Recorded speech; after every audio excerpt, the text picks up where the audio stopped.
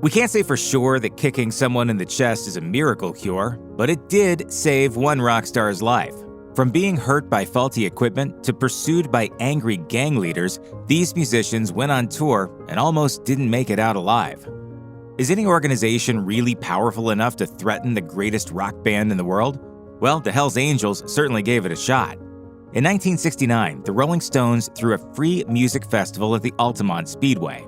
On Grateful Dead manager Sam Cutler's recommendation, they hired the Hells Angels to cover security for the event.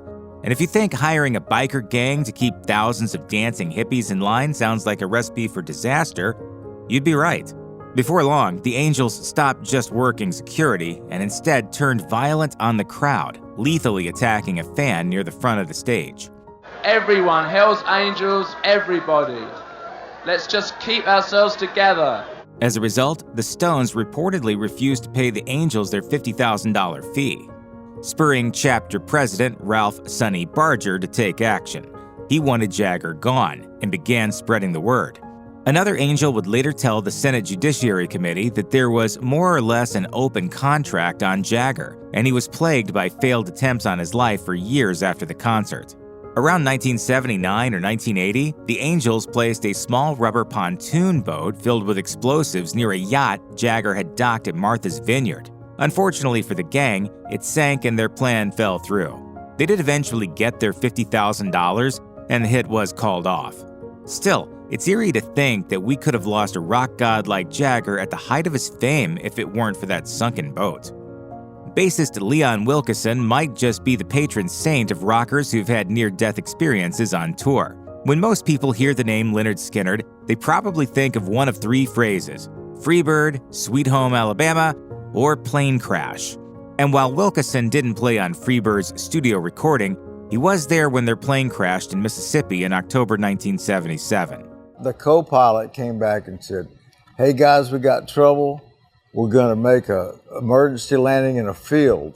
6 people died in the crash, among them Skynyrd singer Ronnie Van Zant, guitarist Steve Gaines, and backing vocalist Cassie Gaines.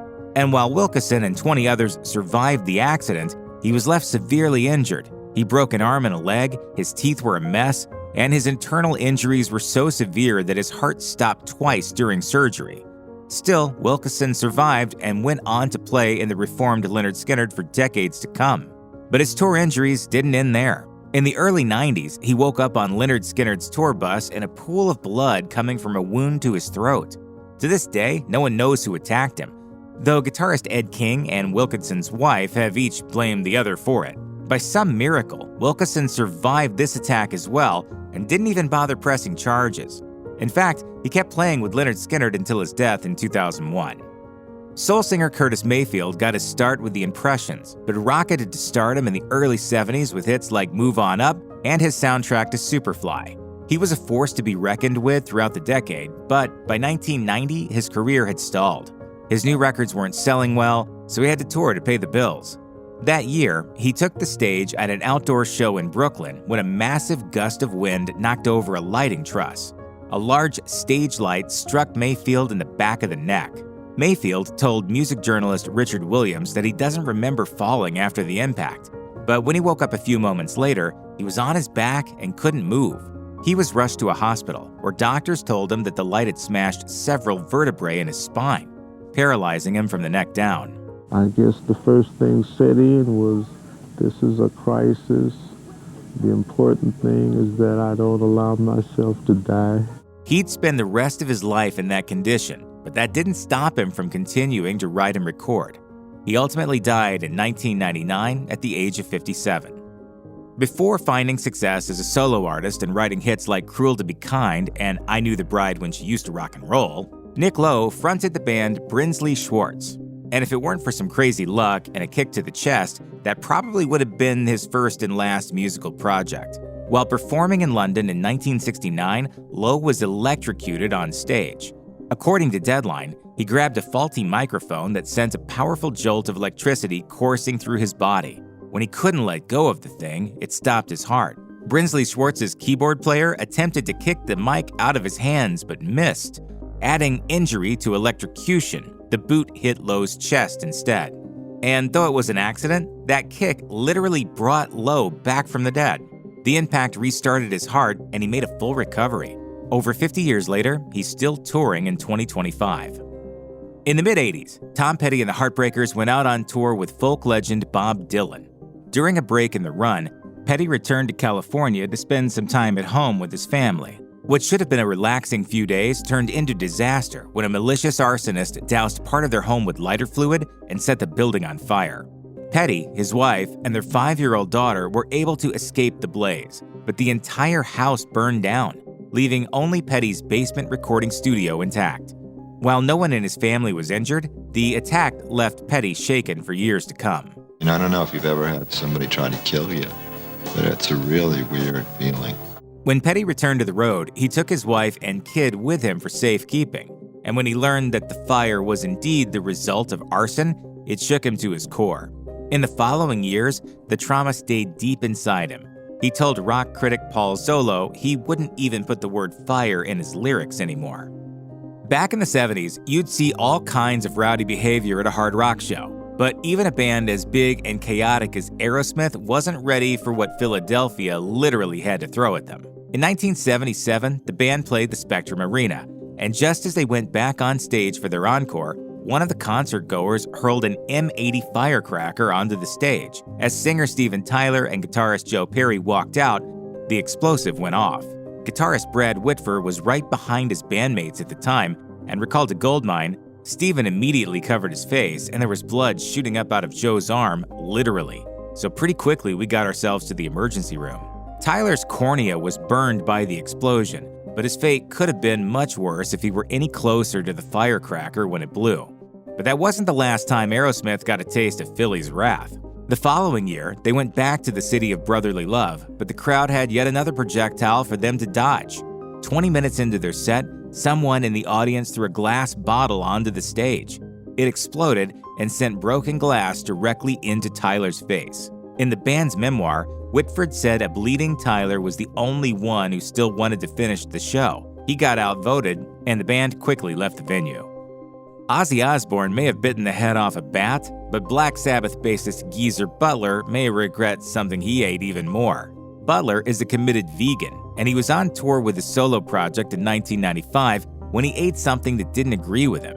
Speaking with Kerrang, he recalled how he got such bad food poisoning that it nearly killed him. Despite feeling sick, Butler decided the show must go on and proceeded to play a gig he had booked that night.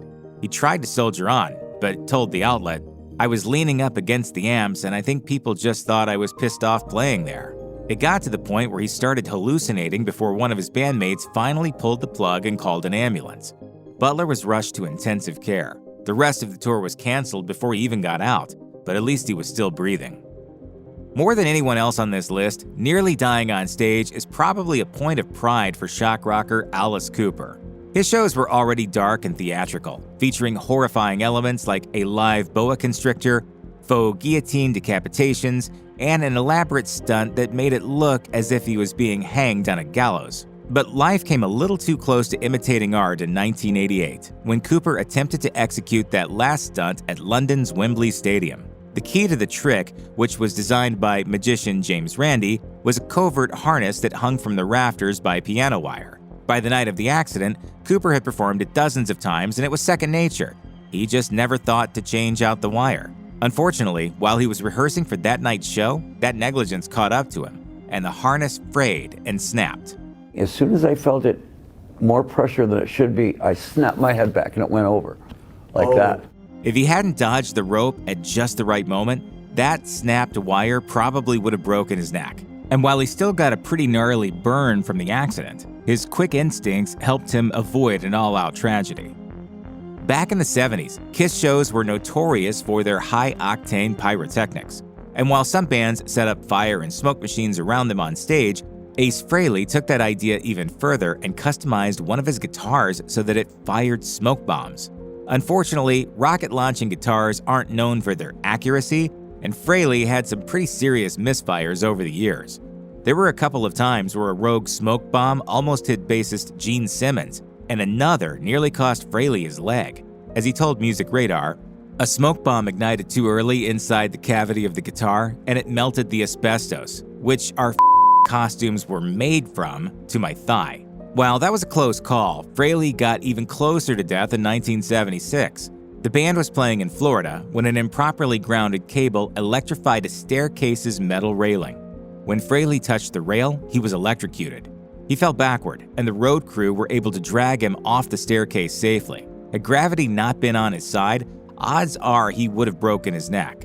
But instead of shaking hands with the Grim Reaper that night, he got back on stage and finished out the show. The near-death experience even inspired the 1977 Kiss tune, Shock Me. Touring the globe with a rock band is a great way to see the world, but it can come at a cost. Bon Jovi keyboardist David Bryan got to see all kinds of exotic places while he was on the road, but his lifestyle definitely had its downsides. Speaking with Keyboard Magazine, he recalled how some parasites he contracted on the road in South America nearly killed him, saying, "They ate out my intestines and my stomach and put me out of commission for about 6 months." Throughout the ordeal, he was completely unable to play keys and had to take a lengthy break from Bon Jovi. He was hospitalized for several weeks and lost a staggering 40 pounds. It took him 2 years to fully recover. It's hard to imagine the man who wrote Cheeseburger in Paradise getting in a shootout with international police, but in the mid-90s, that's exactly what went down. Back in 1996, Jimmy Buffett was touring the Caribbean to celebrate his 50th birthday. For his show in Negril, Jamaica, Buffett brought along U2 frontman Bono, his wife and kids, and Island Records founder Chris Blackwell. They were flying in Buffett's restored Grumman Albatross plane, and mistaking them for drug smugglers, Jamaican police started firing at them. Bono later recalled, "These boys were shooting all over the place. I felt as if we were in the middle of a James Bond movie. I honestly thought we were all going to die. You can't believe the relief I felt when I saw the kids were okay." The whole thing may have been harrowing, but at least Buffett got a song out of it. The tune Jamaica Mistaka was inspired by the misunderstanding and came out later that year on Buffett's album Banana Wind. Never forget to duck and never forget it can go to hell at any minute now. Though the days of skin-tight leather and giant mullets are largely behind us, the pyrotechnics classic rock bands pioneered have stuck around. Unfortunately, that hasn't always been for the best. During a 2015 show at Wembley Stadium, Australian rockers 5 Seconds of Summer faced pyrotechnic disaster when some stage effects caught guitarist Michael Clifford's hair on fire. It was put out quickly, but not before Clifford suffered severe burns to his head that prompted the band to end the show early. Clifford later took to social media to update fans on his condition. He tweeted a photo of himself heavily bandaged and joked that he looked like the Batman villain Two-Face. And while it seems everyone kept their spirits high throughout the ordeal, catching fire like that could easily have turned tragic. Luckily, the injuries weren't as bad as they looked. The band quickly released a statement saying doctors believed Clifford was out of the woods. Despite his injuries, he was back on stage for their next show, but they skipped out on the pyrotechnics. As both a guitarist extraordinaire and a constant presence on the rock scene since the 1960s, Eric Clapton has pretty much seen it all. But old Slowhand's success has come with a great number of personal demons. His appetite for drink and drugs used to be copious to say the least, and for a long time, he refused to even admit that he was an addict. On his 1981 U.S. tour, things came to a head in a dramatic way. On March 13th of that year, Clapton had just wrapped up a show in Wisconsin, when suddenly a brutal pain hit him. He later wrote in his autobiography, "I was diagnosed with 5 bleeding ulcers. One was the size of a small orange. The doctors told Roger Forrester, who wanted to fly me back to England, that I could die at any moment since one of the ulcers was pressing on my pancreas and could burst imminently." Clapton ultimately pulled through and was able to return to work after a quite literally sobering stint in the hospital. Unfortunately, he soon hit the bottle once more. In fact, Clapton didn't fully sober up until after his son's death in 1991. David Bowie's career was filled with great art and even greater music, so maybe it's unsurprising that even his death in 2016 came with a soundtrack of sorts, his final album, Black Star. However, both Bowie's career and life almost had a far more premature ending. Bowie wasn't one of those artists who toured the globe well into their 60s, and there was a very good reason for that. During his A Reality tour in 2004, a blocked artery gave him a serious health scare after a show in Germany, And although emergency surgery saved him, the incident caused Bowie to consider ending his career altogether. Bowie was 57 at the time, and although he appeared as ageless and animated as ever, his band had started to notice that he wasn't all that well. He had already started displaying symptoms during an earlier date in the Czech Republic, but it wasn't until the June 25th gig at the Hurricane Festival when things really took a dark turn. Bowie's guitar player, Jerry Leonard, later said, "We played the entire set and it seemed normal, not quite as energetic and as charged as the performance before. We finished the show and then it seemed like David was in a lot of pain, and obviously something was wrong." Though Bowie survived the ordeal and carried on with his recording career, his touring days had at long last come to an end. Metallica singer-guitarist James Hetfield has had two brushes with death on tour. The first happened on September 26, 1986, when the thrash metal giants were caught in a bus accident in Sweden on their European tour. The crash killed Metallica's bassist, Cliff Burton, although the other band members escaped with just a few injuries. Hetfield's second close call was in 1992, when Metallica were co-headlining a tour with Guns N' Roses. In Montreal, a miscommunication with the pyrotechnician led to a situation in which Hetfield was far too close to a magnesium flame when it went off. Hetfield later recalled, "So I'm burnt, all my arm, my hand completely down to the bone, side of my face, hair gone. Then I look down and watch the skin just rising and things going wrong." Luckily, Hetfield survived this painful ordeal, and the band resumed touring a few weeks later, though it was a while before he played guitar again. To put in context just how close Hetfield came to losing his life, the band's bassist Jacent later pointed out, "If he had been breathing in, he would have been dead." For a long time, Foo Fighters drummer Taylor Hawkins was at the very top of his game. The band had released some of the biggest albums of the 1990s, going platinum on multiple occasions, and were selling out concerts left, right, and center. Unfortunately, with great success comes ample opportunity to party, and that's exactly what Hawkins did. In 2001, Hawkins was hospitalized during a tour of Europe, causing the Foo Fighters to call it quits on their final 4 gigs. It soon came to light that the drummer had overdosed on heroin so severely that he spent 2 weeks in a coma. Hawkins has been known to somewhat downplay the incident, often saying that he merely liked to party a bit too hard, and referring to his time in a coma as a, quote, happy nap. However, that's not to say Hawkins didn't take that wake-up call to heart. In 2018, Hawkins said, "There was a year where the partying just got a little too heavy, and thank God on some level this guy gave me the wrong line or the wrong thing one night, and I woke up going, what the F happened? That was a real changing point for me." Guns N' Roses are pretty much the poster boys for rock and roll excess, but even so, guitarist Slash's close call in a San Francisco hotel during one tour in 1992 is almost too strange to believe. Predictably, drugs were involved. Less predictably, however, this overdose actually did kill him. Slash's heart reportedly stopped for no fewer than 8 minutes until paramedics were able to revive him. That may sound like an impossible amount of time to go without a heartbeat, but the length of time that a heart can be stopped before a person is considered beyond saving depends on a number of variables. So who knows? Of course, you might expect that temporarily dying in the middle of a tour would be a pretty daunting experience for somebody. But as Slash tells the tale, being dead for a considerable period of time didn't faze him all that much. He later told The Guardian, "They took me to the hospital, but I said, I'm fine, signed myself out, went back to the hotel, and we flew to the next gig." Phil Anselmo's heyday as the frontman of groove metal titans Pantera had no shortage of drama. Notably, Anselmo almost died of a heroin overdose in 1996 during the band's Great Southern Trendkill tour. According to Anselmo himself, his heroin use was a natural extension from the various painkillers he'd used to manage a serious and painful back condition called degenerative disc disease. The singer's own eventual statement about the incident made it clear just how close he'd been to death's door. Anselmo said, "I, Philip H. Anselmo, immediately after a very successful show in Dallas, injected a lethal dose of heroin into my arm and died for 4 to 5 minutes." In his statement, Anselmo promised to keep Pantera's tour going and keep himself in the land of the living. December 1971 was a bad month for Frank Zappa. On December 4th, the artist and his Mothers of Invention band inadvertently inspired Deep Purple's hit song Smoke on the Water when a fan decided to whip out a flare gun during their show at Montreux Casino in Geneva, Switzerland. The ensuing fire quickly became an inferno that burned the whole building down.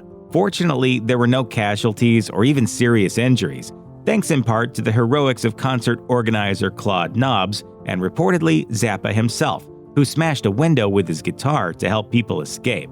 Then, just 6 days later, the band was playing the Rainbow Theatre in London when a fan rushed the stage, reportedly in a fit of jealousy over his girlfriend's Zappa infatuation, and pushed the singer off. Zappa's fall into the orchestra pit crushed his larynx and gave him chronic back pain, along with an assortment of grievous injuries. He later wrote, "The band thought I was dead. My head was over on my shoulder and my neck was bent like it was broken. I had a gash on my chin, a hole in the back of my head, a broken rib, and a fractured leg. One arm was paralyzed." Zappa ended up spending the next year in a wheelchair. In 1978, The Who's buck wild drummer Keith Moon died after an accidental overdose at only 32 years old. But that was far from his first OD. On November 20th, 1973, The Who played the first gig of their U.S. tour in San Francisco. In the end, however, the band was forced to enlist a crowd member named Scott Halpin to finish the show, as Moon had taken a pretty big dose of ketamine to help calm his nerves. He stopped playing and then passed out partway through Won't Get Fooled Again, before being helped off stage by the band's roadies. Halpin played 3 songs with The Who, while Moon was revived backstage. Unfortunately, Halpin wasn't around to rescue the band on March 9, 1976, when Moon was once again unable to play a gig, this time at the Boston Garden. The concert had to be stopped and rescheduled, and although Moon's troubles were initially explained away as a debilitating case of flu, it was later revealed that he had ingested a near-lethal amount of brandy and barbiturates.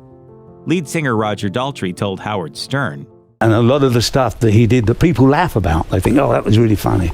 Yeah. When you were there at the time, some of it wasn't funny at all." In 1995, alt-rock superstars R.E.M. toured the globe in support of their album Monster, but the tour turned out to be a deeply unpleasant experience for several band members. Bassist Mike Mills had a tumor scare, for example, while Michael Stipe had to have surgery for a hernia. But the first and worst of the tour's many problems came for drummer Bill Berry, who almost died of a brain aneurysm.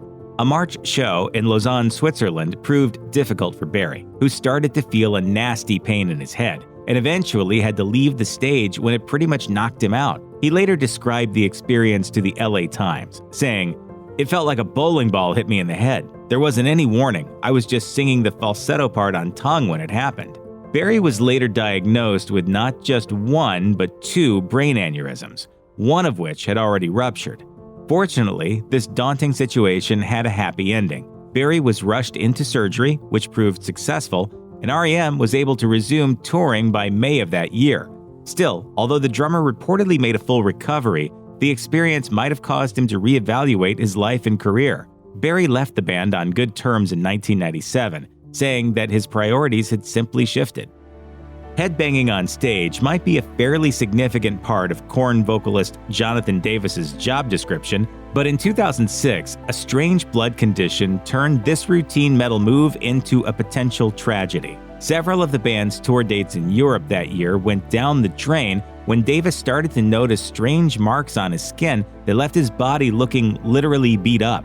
Describing the symptoms, the singer later recalled, "We had just done a show in Hamburg, Germany. I was on the bus and noticed all this bruising all over my body. It wasn't bad, just here and there, but I was like, what the hell? This ain't right. I don't remember hitting myself or anything, and I never bruise." The bruises eventually turned out to be a full-on blood infection, brought on by a blood disorder called thrombocytopenic purpura, or ITP for short. This condition can kick in when your blood platelets are too low, and it stops your blood from clotting normally, causing internal bleeding and bruising, as well as potential hemorrhages. As a result, if Davis had been too cavalier with his headbanging, he may well have wound up in a very bad way indeed.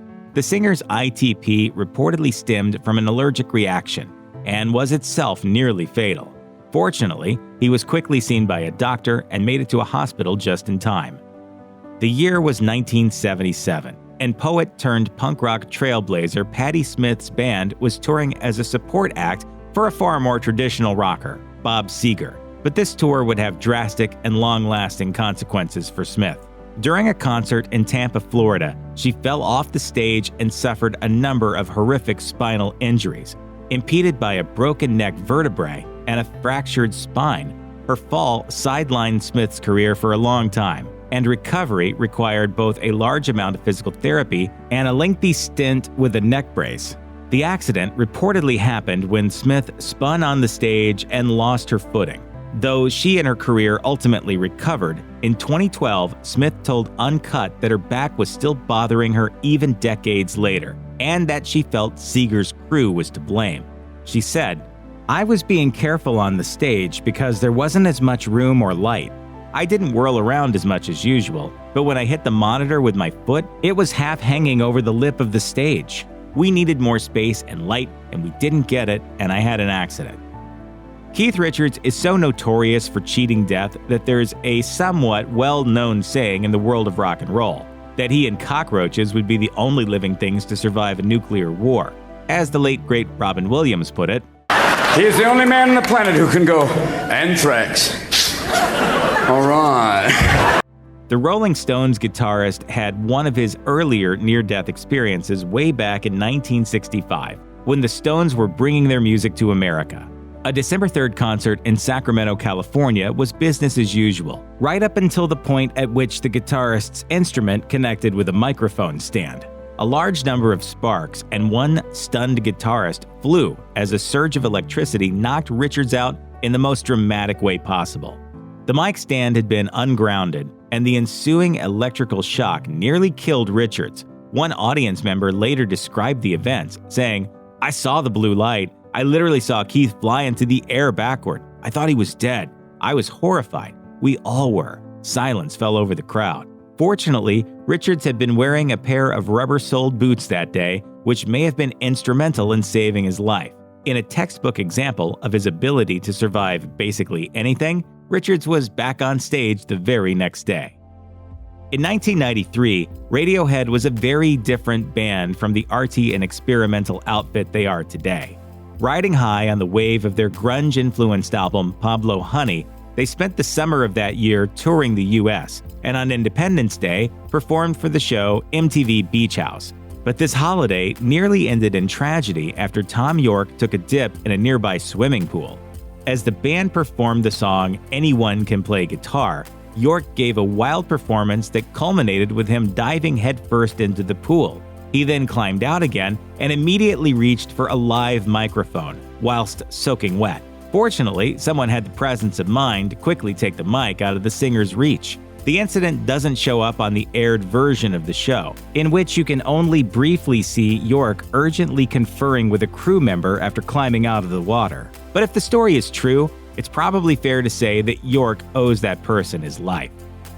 Charlie Puth's musical output may not be the heaviest in the world, but during his career he has worked with a number of rock icons, including Ozzy Osbourne and Slash. And if nothing else, Puth's touring schedule alone seems to be far more metal than most, considering that it has reportedly almost killed him twice. Puth got his start as a YouTube star in 2009, and eventually hit the mainstream both as a songwriter for other artists and as a singer-songwriter in his own right.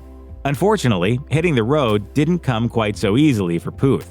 In 2019, he recalled, "I used to get sick a lot on tour. I almost died twice, like literally. It was really tough. I kept getting sick. I was sick for like a year with a cold, and I just wasn't really taking care of myself." Puth didn't go into specifics about precisely what kind of health problems he had faced, but he did say that he eventually came to understand how you can live life on the road without having to suffer. He said, "Now I know how to tour. I figured it out." Sometimes a rock star doesn't even need to be on tour to be thrown into peril. All it takes is one bad day. Few know this better than Travis Barker of Blink-182 fame. In September 2008, the duo project of Barker and his friend Adam DJ AM Goldstein performed a one-off free concert in South Carolina. Afterward, they were set to fly back to California, but unfortunately, their Learjet's takeoff ended in a crash that killed 4 people on board. Only the two musicians survived. Barker told Joe Rogan just how terrible it was. I was in such a hurry to get out of the plane and exit the plane. I jumped right into the jet, which is full of fuel. So my whole body lit up. Barker was left in critical condition by the crash, with over 65% of his body badly burned. The drummer's road to recovery included 27 surgeries and was so arduous that at one point, he openly offered $1 million to any friend who would be willing to end his pain. Barker eventually regained the will to live, but, rather understandably, has preferred to avoid flying ever since. If you or anyone you know is having suicidal thoughts, please call the National Suicide Prevention Lifeline at 1-800-273-TALK, 1-800-273-8255.